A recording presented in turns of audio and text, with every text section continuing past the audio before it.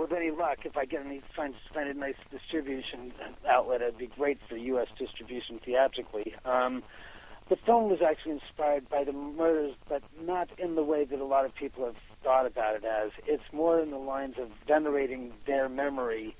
And what I did was I changed the names of the victims to protect their memory, and more or less also to protect the fact that I did not want to use the aforementioned murderers who will go nameless. Let us just leave it at that.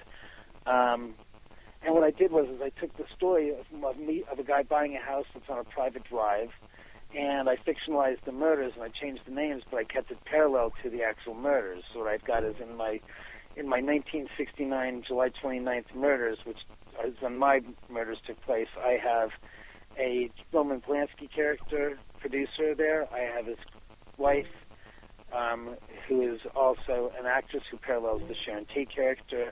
I have their good friend, the costume designer of the Stars, who's basically this parallels the Jay Sebring character because he was the hairstylist to the Stars, and their dear friend, who is a what was she? She was the heiress to the Winsong restaurant chain, and basically it parallels the Abigail Folger character, who was the heiress to the Folger's coffee empire.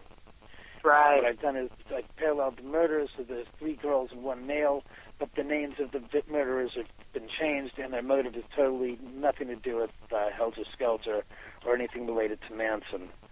So I basically, that was the backstory for the murders that took place at the end of the driveway from where this guy buys his house. He buys the house, and unbeknownst to him, there's this terrible, terrible, unfortunate hauntings that's going on in his house and all the other 3 houses down next door to him. And the house at the end of the drive is being remodeled. So he doesn't know anything. And when he buys his house for 50% on the 50% of its value, basically stuff starts happening. And he starts freaking out. He doesn't know if it's him or it's the house and what's going on. And his realtor best friend basically shows him and introduces him to a blind date. And they basically go to the end of the street where the murders took place and basically enter the house. Movie that was called something similar, but I think it was The House on the Left or The Last House on the Left or something like that, and they were...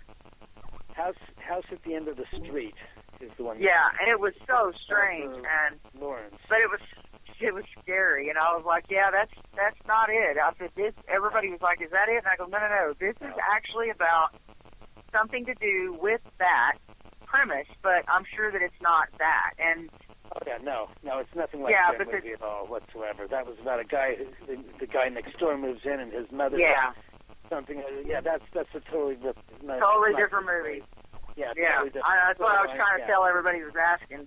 I was like, no, that's not it. This is totally a different, cool movie. And it kills me that Charles Manson still lives. He's still crazy as hell. I don't understand how we sit there and beat this man over and over and over when he did such gruesome acts, and it just blows me away that Helter Skelter was so in my mind when I was a little kid. I guess because that was the first book I cracked open, and I have always thought, how does one person get people to follow them blindly into hell? And, it happens even with, TV industry, and it happens, you get one person that people will follow no matter what they do. And, Jim Jones, don't drink the Kool-Aid, right? That's right, don't drink the Kool-Aid. Don't go to Guyana, South America. You ain't coming back. Right, a clear example, think about that. That's 600 some odd 700 people that all met their demise at the hands of one mass delusional character named Jim Jones, and under the religious guise, again, it's funny when you think about it, what people can do under the bastardization of the name, in the name of religion, is amazing. It really is. The hate they can spew and how they switch it around to pretty much benefit themselves and no one else. Right. And, well, of course.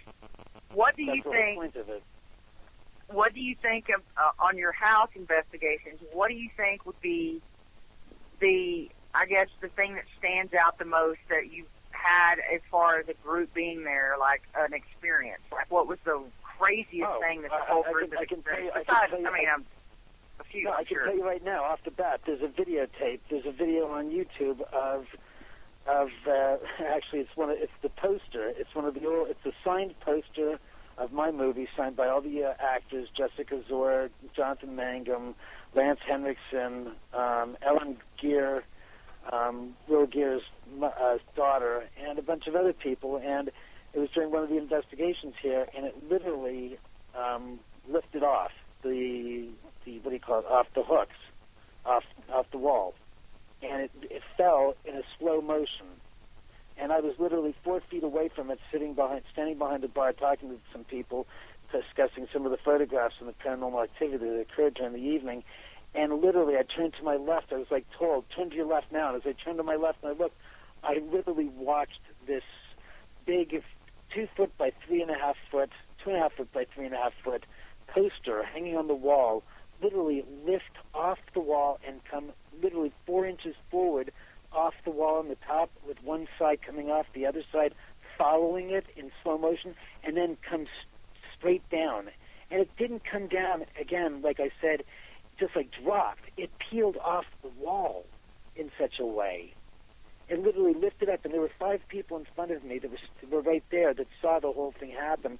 And my friend who was there, one of the investigators, grabbed his video camera and started videotaping interviews right after it occurred, because it was right off the corner of the frame of one of our stationary cameras that was in the room.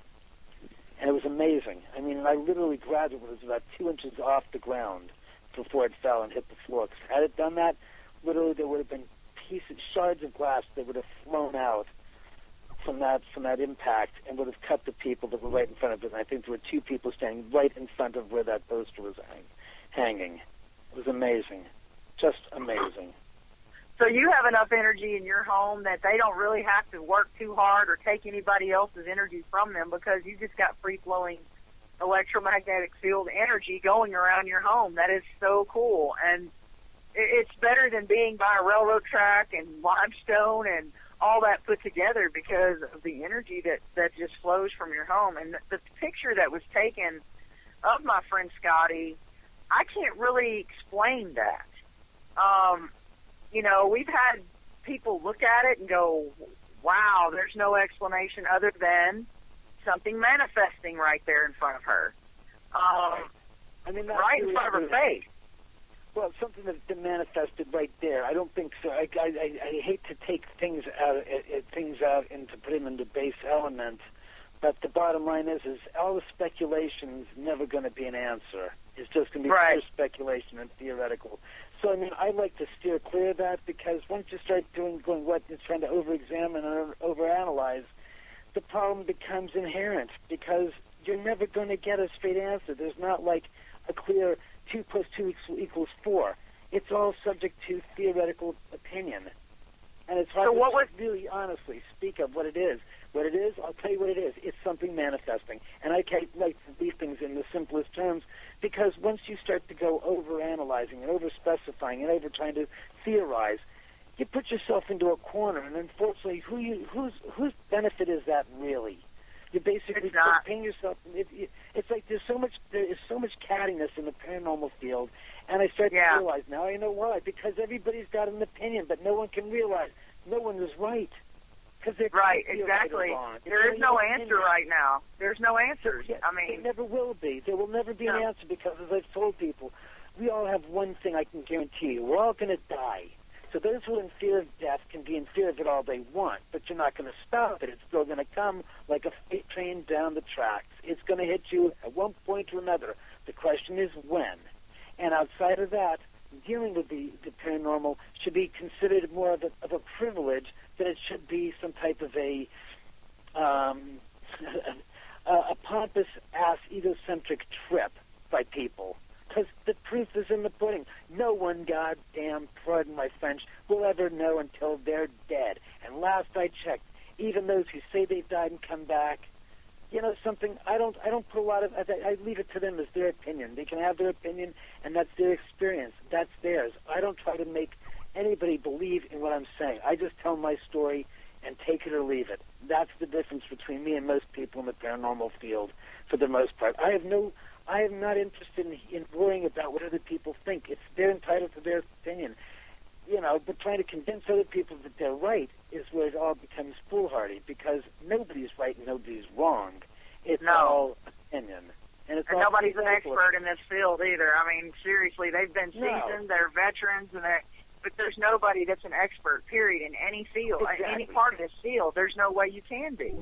You can't be, exactly, and you can write as many books as you want. It doesn't mean anything. It means you're making money by chopping down trees and taking those trees and turning them into pieces of paper to put in a book and to sell a book to make money on. The same with the gadgetry. All the gadgetry in the world is whatever. Again, it's not scientifically based. I mean, theoretically scientifically based, yes, but proven scientifically based, hell no. You can't prove it scientifically because you can't even prove the existence of ghosts. It's still opinion. Because in science you must be able to replicate the same exact situation over and over and over again in certain circumstances. And you can't do that with a spirit. Why? Because you have no way of controlling a spirit and saying, do what we want you to do when we tell you to do it. If you could, the world would be a whole other place. But because you cannot, and you can't replicate it in scientific conditions with a controlled environment and then a different environment to be able to compare the one and another, you cannot do it in true scientific terms. That's why it's a fringe science at best. And everything else, religiosity aside, it is just what we all believe. But we can't sit there and get high on our horses and act like Napoleons. And each one of us is our own little Napoleon, as I've seen in this catty field of the paranormal, and I'm a living example of it. I don't belong to a single paranormal group because, to quote Will Rogers, I don't want to be a member of a group that'll have me as a member. Because, to put it in so many words, I like having my house. I like entertaining with other people and enjoying other people's conversations about the paranormal here.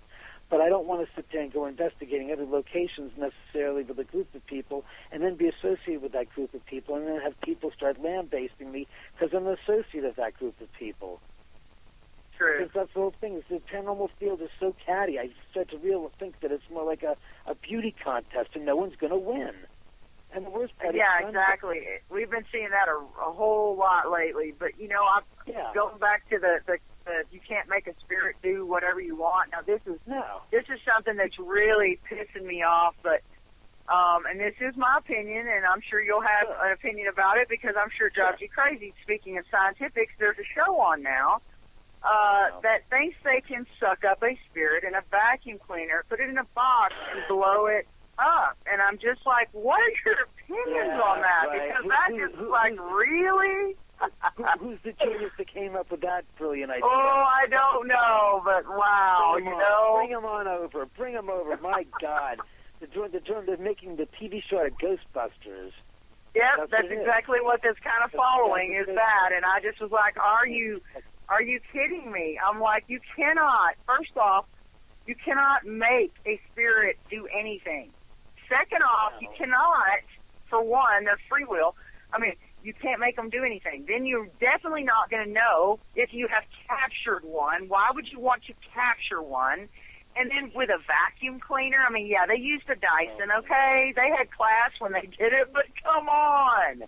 And I'm like, this is ridiculous. And I'm like, people that are actual researchers, that are scientists, that really want to find answers, this has got to just drive them crazy. And when you said that, people can't do this with spirits and that, I said, that show probably really pissed off.